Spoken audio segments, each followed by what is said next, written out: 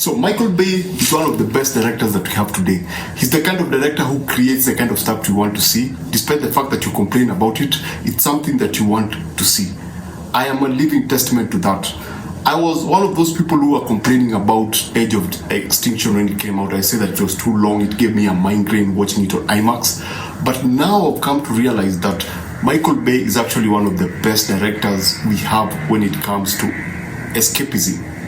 What are movies made for? What are movies designed for? Movies are there to help us escape. Movies are there to keep us entertained. And one of the best directors that we have today who does that very well is Michael Bay. Context. So I was on net yesterday. Yesterday was a Friday. Come in, you're tired, I'm tired, I want to watch something. And you know, with Netflix, there's always that problem of finding the right thing to watch. You know, you come across old movies, you come across series that you've not watched, and you're like, oh man, I want to watch this. And when you start it, at some point, like the 15th or 20th minute, you go like, nah, but I wanted to watch, you know, Gemini Man is on Netflix, so you go like, I'll go for Gemini Man. Then you go to Gemini Man, and as you watch it, you think, oh my goodness, I never completed One Piece. Then you skip to One Piece. Then you go like, oh my goodness, I feel like I need something that makes me laugh. So you find yourself going to Brooklyn Nine-Nine. I'm sure you've been in that position. And yesterday I was in that position. Until while I was just scrolling around Netflix, I see Edge of Extinction and I go like, wow, I've seen this movie like 10 times, 10 to 15 times. I don't need to see it again. But then I was like, no, but I would really like to see some mindless action. So I put it on. And guess what? I complete the whole movie and I'm like, oh my goodness, this is one of the most, you know, entertaining movies that I've seen in a while. It has everything. It has action. It has some form of humor. It has a sense of casualness about it that makes it, you know, entertaining. Yes, there are giant robots that are doing stupid stuff. Yes, the dialogue is off. Yes, some cheesy characters. Yes, over the top, you know, there's a sense of mindlessness with some of these characters. But they're so goddamn entertaining, you know. And then it reminded me, I think it was last month, I saw two more movies also from him. There was The Rock, and there was the one with the clones, whereby these clones are kept in an island, and then if you want a piece of body, you get that, and then they think that they are going to the island. Yes, I watched The Rock and the Island, and I was like, wow, these movies are actually entertaining. Despite the fact that I've seen them before, I could still watch them and get that entertainment value that it had in the beginning. And so that got me thinking, this Michael Bay character is actually good because it's so hard. Dune is a fantastic film. The first Dune, it's an awesome movie, but rewatching that movie was difficult. Inception is a really cool movie, but rewatching that movie,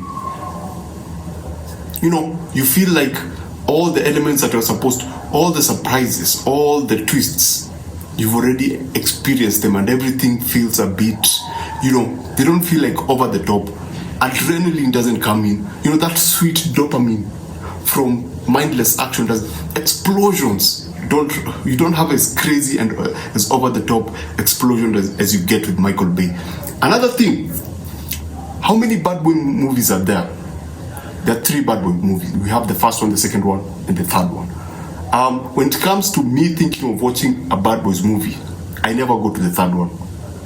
I either go to the first one or the second one. You can say what you want to say, but still, the action set pieces in these movies are awesome. The looseness that comes with these characters is awesome. They do not take themselves too seriously like they did in the third movie. The third movie was okay. Bad Boys for Life is an awesome movie, but the character of Will Smith was treated so seriously that it lost, you know, the playfulness that comes with the Michael Bay production. And I can promise you, if you try to do this, try to go back and watch the Bad Boy movies if you can find them. Try to go and rewatch the Bad Boy movies. You'll find yourself going back to either 2 or 1. 2 is awesome. There is a bridge sequence that you go like, every time I watch that sequence, it's awesome. There's the final action set piece. Awesome. There's the opening with Martin Lawrence's character getting shot. Awesome. There are just moments about that movie that are unforgettable. I'm sure you remember the son-in-law coming to pick the girl and, you know, Will Smith's character and Michael Lawrence just giving that other character a hard time. Awesome moments. When you think about Bad Boys 3, it doesn't have those awesome moments. You know, it lacks that Michael Bay-ness that keeps his movies fresh over and over again. For me, I would say that Michael Bay is the king of escapism because of that, because all his movies are stuff that are of fantasy, you know. They're not there to, like, it's not an expression, it's not there to be, you know, a reflection of whatever is happening in the society today. It's not there to pass a message. It's just there for one thing and one thing only, which is entertainment. And in an age of streaming, that is what people like myself need. We don't need, it's okay to watch a movie that will, you know, be a reflection of the struggle that people go through. You know, there's nothing wrong with that. There's nothing wrong with having a movie that has a message in it. I don't want to give example, but there's nothing wrong with that. But at the end of the day, is a movie entertaining? Is a movie a visual spectacle that I can go like, whoa, that is awesome, that is cool? I mean, in Age of Extinction, this guy is like one of the coolest characters. Yes, people will say that he's not fleshed out, he's just there to drive the story forward and get killed. But he's one of the coolest character ever. The way he looks, the way he speaks, the way he moves, his interaction with all these other characters, the way he's shot is cool. And that, for some people like myself who sometimes really enjoy mindless action, that is what works for us. And it's awesome to revisit these kind of movies because of just that. Yes, you can look at movies like Underground, which tried to have a message in it, and you can see how it lost its, you know, its Michael Bay-ness. There was Michael Bay-ness, but it tried to touch upon, you know, 1 or 2, 3 sensitive things about countries, leaders and stuff. And you can see it was okay, but it wasn't that strong. You can see his other movie, Ambulance. Awesome movie, awesome characters. It